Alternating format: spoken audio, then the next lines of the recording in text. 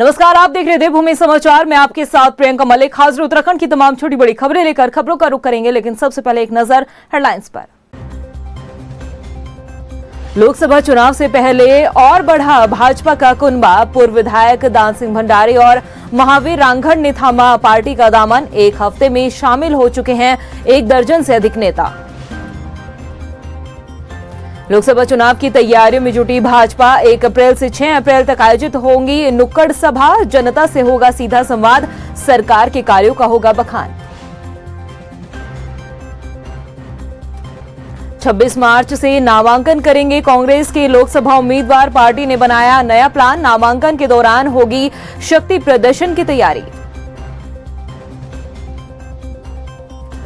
उत्तराखंड की 2 लोकसभा सीटों पर दिलचस्प होगा मुकाबला। टिहरी सीट से बॉबी पवार तो पौड़ी से मैदान में उतरे आशुतोष नेगी। 2 नए चेहरों ने बदला सियासी समीकरण। हेडलाइंस के बाद बुलेटिन में खबरें विस्तार से। लोकसभा चुनाव को लेकर बीजेपी ने अपनी तैयारियां तेज कर दी है। राज्य की सभी 5 सीटों पर क्लीन स्वीप की कोशिश में लगी उत्तराखंड भाजपा चुनाव प्रचार के लिए पीएम मोदी और गृह मंत्री अमित शाह सहित कई और स्टार प्रचारकों को राज्य में बुलाना चाहती है। इसके लिए हाईकमान को स्टार प्रचारकों की डिमांड भेजी गई है। ये रिपोर्ट देखिए।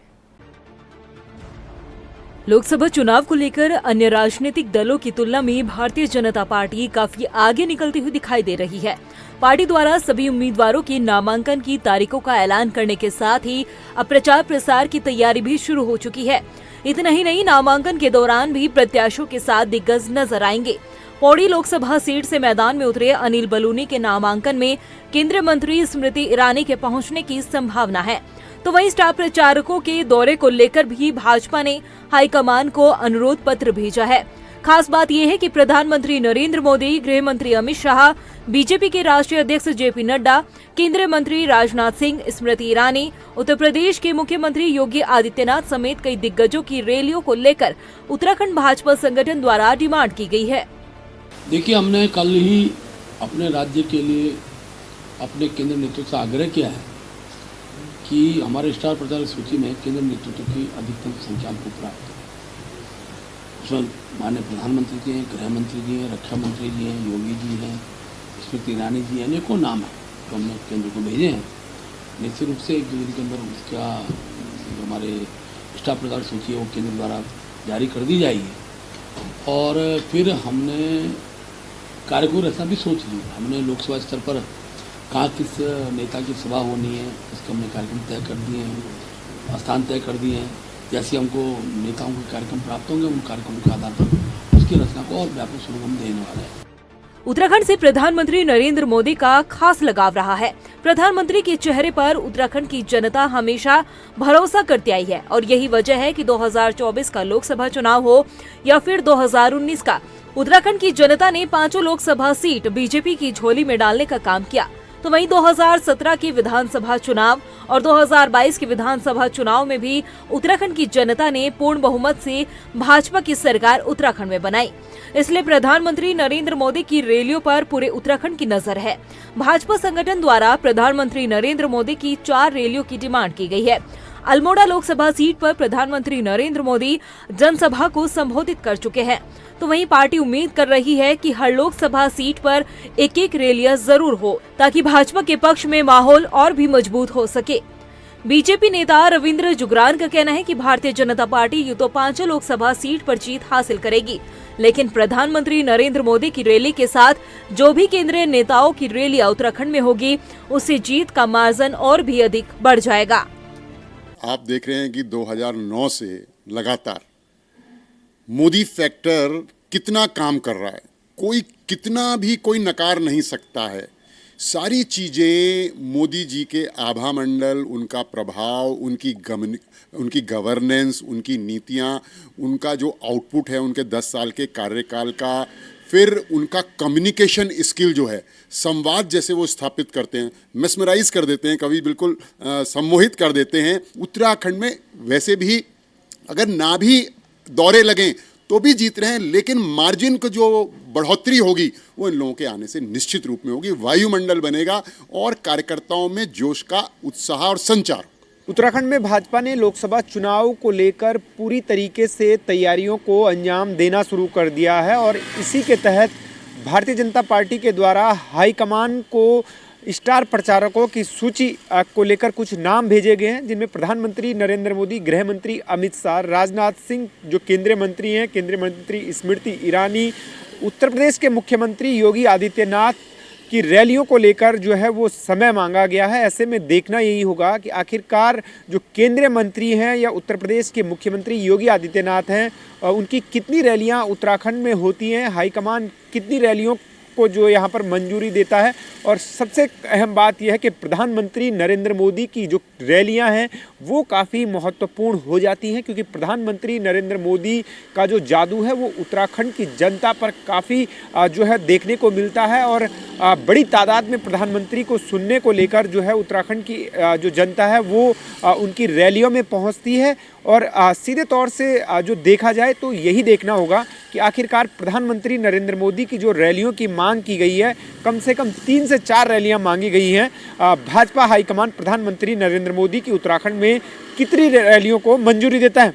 उधर हरिद्वार सीट से भाजपा प्रत्याशी त्रिवेंद्र सिंह रावत ने रुड़की के आवास विकास कॉलोनी में चुनावी कार्यालय का उद्घाटन किया। इस मौके पर उन्होंने कहा है कि रुड़की क्षेत्र में चुनावी कार्यालय खुलने से लोगों को इसका फायदा होगा। उन्होंने कहा कि कार्यालय आकर लोग उनसे अपनी समस्याएं बता सकते हैं।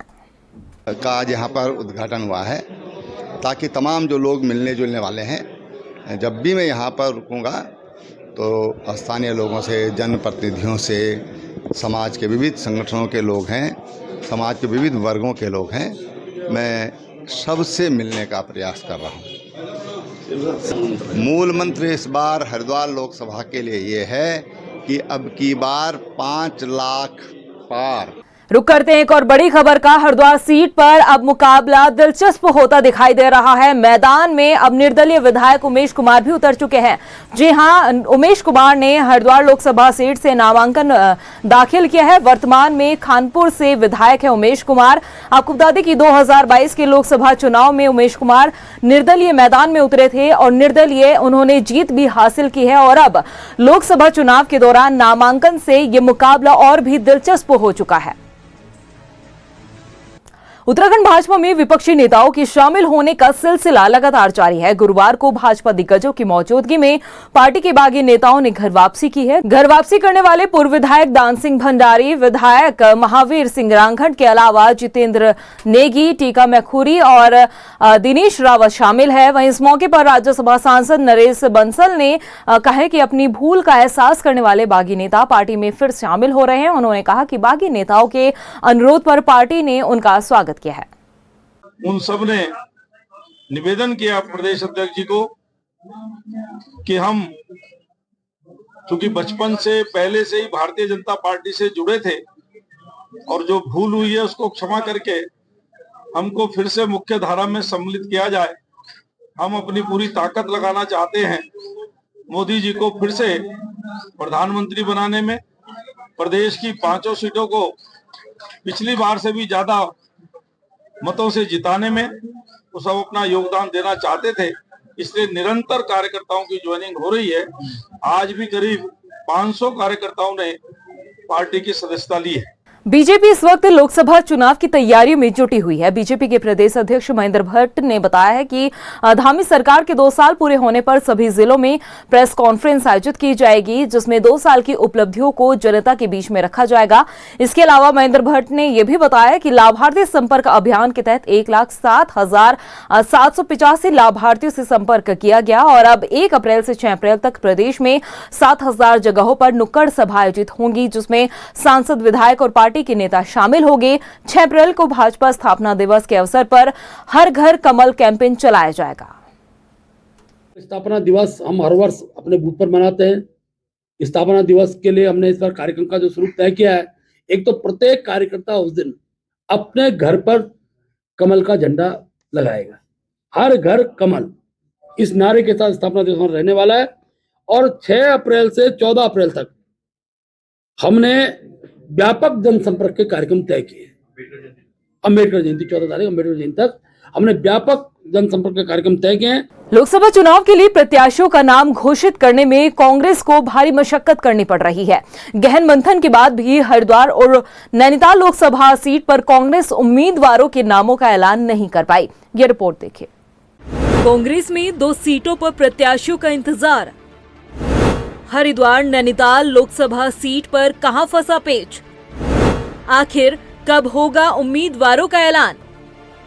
लोकसभा चुनाव के लिए जहां एक और नामांकन प्रक्रिया शुरू हो गई है, तो वहीं अब तक कांग्रेस 2 लोकसभा सीटों पर अपने प्रत्याशियों के नामों का ऐलान नहीं कर पाई।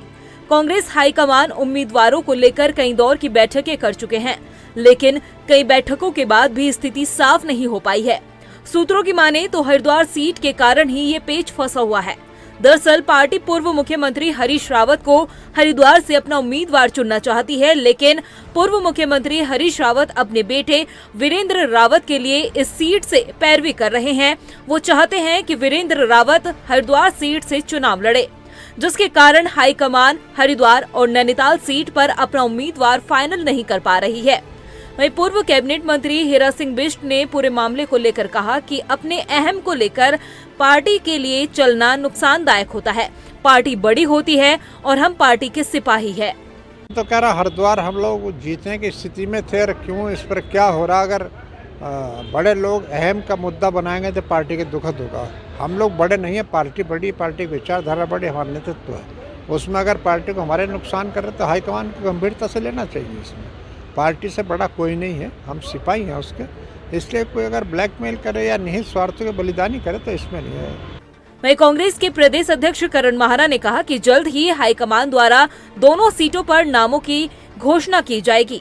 देखिए, इसका उत्तर तो हाईकमान ही दे सकता है पार्टी का, क्योंकि जो हमारी बैठकें हैं वो सीईसी भी हो चुकी, हाई लेवल कमेटी की बैठक हो चुकी। हम सभी लोग अपने जो मत हैं वो हम वहाँ बता चुके कि मैं क्या चाहता हूँ, यशपाल जी क्या चाहते हैं या हमारी स्क्रीनिंग कमेटी क्या चाहती है। अब हाईकमान ने सभी जितने भी प्रत्याशियों की हमने एक सूची बनाई थी, उन लोगों पे पॉजिटिव और नेगेटिव जो भी कमेंट्स हैं उनको नोट किया है और उस हिसाब से वो अपने निर्णय देंगे। और मुझे उम्मीद है कि आज एक आध दिन में ये चीज़ें हो जाएंगी। उधर कांग्रेस के प्रदेश संगठन उपाध्यक्ष मथुरा दत्त जोशी ने हरिद्वार सीट को लेकर कहा कि हरिद्वार में कोई पेच नहीं अटका है, दोनों सीटों को लेकर स्थिति बिल्कुल साफ है। कोई पेच नहीं अटक रहा है, हाईकमान बिल्कुल क्लियर है और आज शाम को हरिद्वार की सीट के उम्मीदवार की घोषणा हो जाएगी। आप देखिएगा, आपके सामने सशक्त और मजबूत उम्मीदवार सामने आएगा और अच्छा उम्मीदवार सामने आएगा और जो टक्कर देगा त्रिवेंद्र सिंह रावत जी को। कांग्रेस भले ही अपनी दोनों सीटों को लेकर ये कह रही हो कि दोनों सीटों पर कहीं भी पेच नहीं फंसा, लेकिन उम्मीदवार घोषित करने में जो देरी हो रही है उससे ये साफ होता है कि पार्टी के भीतर दोनों सीटों को लेकर असमंजस की स्थिति बनी हुई है, जिसकी वजह से प्रत्याशियों के नामों पर मुहर लगने में भी देरी हो रही है। अब देखना ये होगा कि कांग्रेस को ये देरी कहीं भारी तो नहीं पड़ेगी। अल्मोड़ा लोकसभा सीट से बीजेपी के प्रत्याशी अजय टम्टा 22 मार्च को अपना नामांकन दाखिल करेंगे। अजय टम्टा के नामांकन में मुख्यमंत्री पुष्कर सिंह धामी, प्रदेश अध्यक्ष महेंद्र भट्ट के साथ ही पार्टी के कई दिग्गज नेता मौजूद रहेंगे। आपको बता दें कि इस दौरान सीएम पुष्कर सिंह धामी एक जनसभा को भी संबोधित करेंगे। हमारे कल माननीय अजय टम्टा जी जो हमारे प्रत्याशी हैं, उनका नामांकन है। नामांकन में माननीय मुख्यमंत्री जी और इस लोकसभा क्षेत्र के सभी माननीय विधायकगण, मंत्री और हमारे जो क्लस्टर के प्रमुख हैं श्री सौरभ बहुगुणा जी, वो भी यहाँ पहुँचने वाले हैं। हमने प्रत्येक बूथ से एक एक गाड़ी कार्यकर्ताओं को आने का आह्वान किया है कि आप लोग अपने संसाधनों से आए और बहुत अच्छा भीड़ रहेगी। रामजय इंटर कॉलेज में माननीय मुख्यमंत्री जी की एक सभा होगी। वहीं उत्तराखंड कांग्रेस ने अपने प्रत्याशियों के नामांकन दाखिल करने की तारीख का भी ऐलान कर दिया है। कांग्रेस के प्रदेश अध्यक्ष करण महारा ने बताया कि पौड़ी लोकसभा सीट से प्रत्याशी गणेश गोदियाल 26 मार्च को नामांकन करेंगे। वहीं 27 मार्च को अल्मोड़ा सीट से प्रत्याशी प्रदीप टम्टा अपना पर्चा भरेंगे। इसके अलावा करण महारा ने कहा है कि उम्मीद है कि 26 मार्च को ही टिहरी प्रत्याशी ज्योत सिंह गुनसोला अपना नामांकन दाखिल कर सकते हैं। उनके भी नामांकन की तिथि है। ब्राह्मण जो हमारे होते हैं उनसे हमारे यहाँ पहले तिथि निकाली जाती है, तो अल्मोड़ा में 27 तारीख को हो रहा है और गोदियाल जी 26 तारीख को कर रहे हैं नॉमिनेशन और संभवतः टिहरी वाले भी 26 को ही कर रहे हैं। बाकी 2 नाम जैसे प्रस्तावित हुए वो भी आपको बता दें। उत्तराखंड की 2 लोकसभा सीटों पर मुकाबला दिलचस्प होता दिखाई दे रहा है। टिहरी और पौड़ी सीट पर 2 नए चेहरों ने मैदान में उतरकर सियासी समीकरण बदल दिया है। पौड़ी लोकसभा सीट से यूकेडी की तरफ से आशुतोष नेगी और टिहरी से बॉबी पवार निर्दलीय मैदान में उतरे हैं, जिनकी वजह से अब इन दोनों सीटों पर प्रत्याशियों के बीच मुकाबला टक्कर का होने वाला है। ये रिपोर्ट देखिए।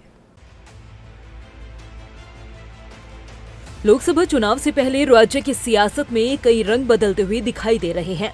उत्तराखंड की 5 लोकसभा सीटों में से 2 सीटों पर मुकाबला अब और भी दिलचस्प हो चुका है। दरअसल पौड़ी से यूकेडी ने आशुतोष नेगी और टिहरी से बॉबी पवार निर्दलीय मैदान में उतरे हैं, जिनकी वजह से अब इन 2 सीटों पर सियासी समीकरण दिलचस्प होते दिखाई दे रहे हैं। अंकिता भंडारी आंदोलन से चर्चा में आए पत्रकार आशुतोष नेगी ने लोकसभा चुनाव में ताल ठोक दी है। ये वही शख्स है जो अंकिता भंडारी हत्याकांड के बाद से लेकर अब तक अंकिता के परिवार के साथ अंकिता के लिए इंसाफ की आवाज उठाते रहे हैं। अंकिता भंडारी हत्याकांड में आशुतोष नेगी की सक्रियता सरकार को भी समय समय पर चुभती रही है। अब लोकसभा चुनाव में यूकेडी ने आशुतोष नेगी को पौड़ी गढ़वाल संसदीय सीट से मैदान में उतारा है। इस सीट से बीजेपी प्रत्याशी के तौर पर अनिल बलूनी और कांग्रेस की तरफ से गणेश गोदियाल चुनावी मैदान में उतरे हैं। इन दोनों ही प्रत्याशियों के लिए आशुतोष नेगी मुश्किलें खड़ी कर सकते हैं। अंकिता बेटी की लड़ाई तो मैं 1.5 साल से लड़ ही रहा हूँ, क्योंकि अधिवक्ता भी हूँ, तो मैं लोअर कोर्ट से हाई कोर्ट से लेकर सुप्रीम कोर्ट तक इसकी पैरवी कर रहा हूँ। लेकिन इस बीच जो राज्य सरकार और केंद्र सरकार का व्यवहार रहा है अंकिता केस को लेकर, उससे मैं बहुत ज़्यादा क्षुब्ध हूँ और यहाँ तक कि अब मुझे फर्जी मुकदमों में फंसा के जेल में भी ये सरकारें डाल रही हैं। तो निश्चित रूप से क्योंकि ये सामाजिक लड़ाई है और जब तक इस लड़ाई को विधानसभाओं तक और संसद तक नहीं पहुंचाया जाएगा, जब तक संसद में ये मुद्दा नहीं गूंजेगा, तब तक हमें नहीं लगता कि अंकिता बेटी को न्याय मिल पाएगा और उन जैसी तमाम बेटियां उनको न्याय मिल पाएगा। एकमात्र क्षेत्रीय पार्टी जिसने इस प्रदेश का निर्माण किया है वो यूकेडी है और इसी वजह से मुझे लगा कि अगर उत्तराखंड का पुनर्निर्माण करना है तो यूकेडी को मजबूत करना पड़ेगा। बीजेपी की तरफ से अनिल बलूनी एक दमदार कैंडिडेट माने जा रहे हैं। अनिल बलूनी की साफ सुथरी छवि बलूनी के लिए प्लस पॉइंट है, लेकिन अगर पौड़ी सीट पर लोगों के मन में अंकिता हत्याकांड की नाराजगी और अब तक वीआईपी के नाम का पता न चलने का ख्याल आया तो अनिल बलूनी मुश्किल में फंस सकते हैं। वहीं टिहरी सीट से बॉबी पवार ने लोकसभा चुनाव में निर्दलीय ताल ठोकी है। बॉबी पवार को यूकेडी ने अपना समर्थन देकर लड़ाई को और भी दिलचस्प बना दिया है। बॉबी पवार वही शख्स है जिन्होंने राज्य में भर्ती परीक्षा घोटाले को लेकर सरकार के खिलाफ अपनी आवाज बुलंद की थी और युवाओं की फौज तैयार कर सड़कों पर उतरे थे, जिनकी वजह से सरकार नकल विरोधी कानून लागू करने को मजबूर हुई थी। यही वजह है कि बॉबी पवार युवा वोट बैंक को अपनी तरफ खींच सकते हैं, जिसकी वजह से दूसरे राजनीतिक दलों के लिए बॉबी पवार एक चुनौती की तरह साबित हो सकते हैं। कहीं ना कहीं जिस प्रकार से हमारे ऊपर युवाओं का दबाव था और कई सामाजिक संगठन या जो प्रदेश के शुभचिंतक हैं, उन लोगों ने जिस प्रकार से कहा कि उत्तराखंड जो प्रदेश है वो राजनीतिक जो कमजोरी है उससे वो जूझ रहा है, तो कहीं ना कहीं मुझे लगा कि वास्तव में इन सब का जो आदेश का पालन करते हुए हमने भी इस टिहरी संसदीय क्षेत्र से इस लोकसभा चुनाव में एक सांसद प्रत्याशी के रूप में आज आवेदन पत्र लिया है और आज आवेदन पत्र लेने के बाद जो वहाँ से गाइडलाइन मिली है उन सभी गाइडलाइन के तहत चलकर इस पूरे चुनाव में हमारी पूरी कार्यवाही रहेगी। टिहरी और पौड़ी लोकसभा सीट से दोनों नए चेहरों ने मैदान में उतरकर मुकाबला चुनौतीपूर्ण और दिलचस्प बना दिया है, क्योंकि दोनों ही कैंडिडेट्स ऐसे हैं जो लंबे समय से जनता के बीच जनता की आवाज बनकर उभरे हैं। ऐसे में देखना यह होगा कि इन दोनों लोकसभा सीटों पर ऊंट किस करवट बैठता है। उत्तराखंड भाजपा लोकसभा चुनाव जीतने के लिए माइक्रो लेवल पर प्लानिंग कर रही है। भाजपा ने अपने उम्मीदवारों को जिताने के लिए निवर्तमान पार्षदों को भी जिम्मा दिया है। राजधानी देहरादून के वार्ड 91 चंद्रबनी से निवर्तमान पार्षद सुखबीर बुटोला ने बताया कि बूथ स्तर चुनावी बैठकों के साथ होगी। पार्टी के नेता जनता के बीच जाकर उन्हें सरकार द्वारा किए गए कार्यों को गिनाएंगे। जो भी पार्टी के द्वारा हमें निर्देश दिए गए हैं बूथ स्तर पर, क्योंकि बूथ ही ऐसा है कि जिस बूथ जीता चुनाव जीता, पूरी तरीके से हम लोग तैयार हैं और हमारे बूथ कमेटियां पूरी तरीके से तैयार हैं और हमारा चुनावी अभियान भी तैयार है। हमारी बूथों की बैठकें चल रही हैं, शक्ति केंद्रों की बैठकें चल रही हैं, जिसमें हमारे बूथ की कमेटियां और पन्ना प्रमुखों की बैठकें हमारी निरंतर चल रही हैं। आतंकी संगठन ISIS के इंडिया चीफ हारिस फारूकी का देहरादून कनेक्शन निकला है। पुलिस और खुफिया एजेंसियों के मुताबिक हारिस का परिवार राजधानी देहरादून के डालनवाला में रहता है। हारिस के पिता एक यूनानी हकीम है। SSP अजय सिंह ने कहा है कि हारिस अलीगढ़ यूनिवर्सिटी पढ़ने गया और फिर वापस देहरादून नहीं लौटा। उन्होंने बताया कि इन 10 सालों में उनसे परिवार से भी उन्होंने कोई संपर्क नहीं किया है। SSP ने यह भी बताया कि STF काफी वक्त से हारिस के परिवार से पूछताछ कर रही थी। असम के धबुरी जिले में जो है ISIS का जो इंडियन हैंडलर था उसकी गिरफ्तारी कल हुई थी, जिसकी इंफॉर्मेशन इंटेलिजेंस एजेंसी द्वारा शेयर की गई थी। चूंकि यह मूल रूप से यहाँ पर पहले इनके जो फादर और फैमिली है यहाँ पर रह रहे हैं और हारिस फारूकी करीब विगत 10-12 सालों से जब से अलीगढ़ मुस्लिम यूनिवर्सिटी में वहां गया पढ़ाई के लिए, तब से वो अपने घर वापस नहीं आया, ना ही घर के किसी संपर्क में था। बीच बीच में इंटेलिजेंस एजेंसीज और अन्य एजेंसीज द्वारा जब इनपुट प्राप्त हुए थे उसके आधार पर जिला पुलिस और अन्य एजेंसीज ने इसको वेरिफिकेशन भी किया था और पूरी बात तहकीकात में निकली थी कि वो यहाँ पर लगातार 10-12 सालों से न कभी आया है, न फैमिली मेंबर या किसी के टच में है। चूंकि इस तरह की वो गतिविधियों में शामिल था, इसके कारण वो कभी भी देहरादून नहीं आया, लेकिन इस पर लगातार निगरानी पुलिस द्वारा और इंटेलिजेंस एजेंसी द्वारा उत्तराखंड में रखी जा रही थी और ये सूचना प्राप्त होने के बाद उसकी कल गिरफ्तारी बॉर्डर क्षेत्र से हुई है। STF ने 2 करोड़ से ज्यादा की ठगी करने वाले फरार इनामी गैंगस्टर को गिरफ्तार किया है। STF SSP आयुष अग्रवाल ने बताया कि आरोपी सेना में नौकरी दिलवाने के नाम पर युवकों को झांसे में लेता था। उन्होंने बताया कि आरोपी के खिलाफ पिथौरागढ़ में अलग अलग थानों में 4 जबकि उधम सिंह नगर में 2 मुकदमे दर्ज है। देखिए, STF की टीम के द्वारा एक 10,000 इनामी को गिरफ्तार किया गया है।